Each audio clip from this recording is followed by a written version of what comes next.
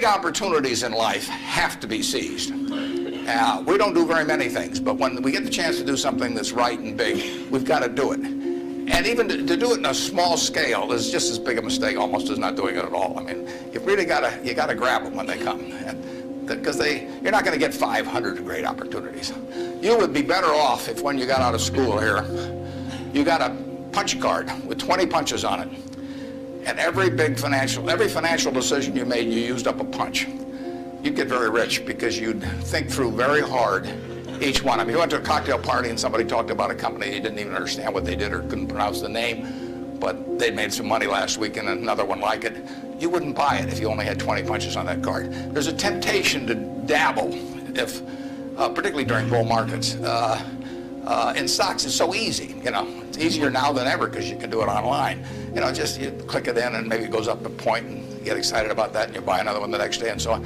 You can't make any money over time doing that. But if you had a punch card with only 20 punches, you weren't going to get another one the rest of your life. You would think a long time before every investment decision. And you would make good ones and you'd make big ones. And you probably wouldn't even use all 20 punches in your lifetime, but you wouldn't need to. When I was 11, I picked stocks. I had the whole wrong idea. I was interested in watching stocks, and I thought stocks were things that went up and down, and I charted them. I read books on technical analysis. I read Edwards and McGee. I think that was the classic then. Hundreds and hundreds of pages. And I read that whole thing over and over again. I read Garfield, Drew, I read everything. And I thought the first 8 years, I thought the important thing was to predict what a stock would do and predict the stock market. And then I read Ben Graham, when I was 19 or 20. And I realized that I was doing it exactly the wrong way. But it didn't hurt that I had that background and everything. And I rejiggered my mind when I read the book, The Intelligent Investor. And from that point, I never bought another stock. I bought businesses that happened to be publicly traded, but I became an owner of a business, and I did not care whether a stock went up or down the next day or the next week or the next month or the next year, and I didn't have any idea what it would do. I didn't know what the stock market would do, but I knew businesses. I've asked people about your genius, whatever we describe it. No, I'm a bright guy who's terribly interested in what he does. So I've spent a lifetime doing it, and I've surrounded myself with people that bring out the best in me. And you don't need to be a genius in what I do. That's the good thing about it. If I went into physics or a whole lot of other subjects, I'd be an also-ran. But I am in a game that you don't need. You probably need 120 points of IQ, but 170 doesn't do any better than 120. It may do worse, probably do worse, but you don't really need brains. What do you need? You need the right orientation. 90% of the people, we're pulling a figure out of the air, but 90% of the people that buy stocks don't think of them the right way. They think about something that they hope goes up next week. And they think about the market as something they hope goes up. And if it's down, they feel worse. I feel better. And you think about? Pardon me? And what do you think about? I think about what the company's going to be worth 10 or 20 years from now.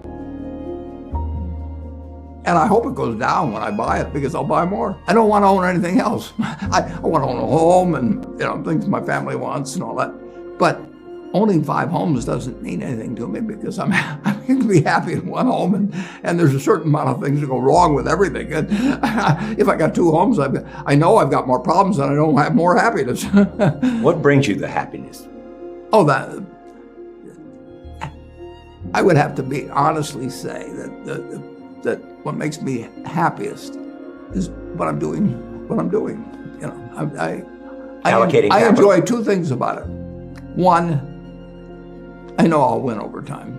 That doesn't mean I'll beat everybody else or anything like that, but I'm in a game that's very, very, very easy if you have the right lessons in your mind about what you're buying. I'm not buying stocks. I'm buying pieces of overwhelmingly American business. And I'm happy when that's when I'm doing it. I'm happy when stocks are going down. I'm happier when stocks are going down because I can buy more of them with the same amount of money. I'd be happy if I was a farmer. I'd want farmland to go down so I could buy more acreage. If I was, it just makes sense. The best boat you can have is your own talent.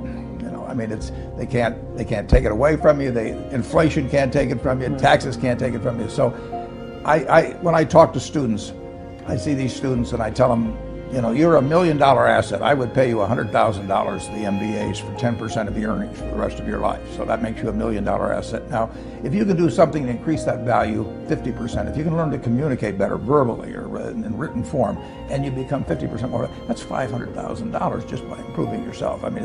Nobody can take that away from you. Develop the habits. You've got the brain power, you've got the energy, but develop the habits of success and look around you at the people that you admire, and list what makes you admire them compared to somebody else that looks equally strong or equally talented. And those are things that you can do. By far the best investment you can make is in yourself.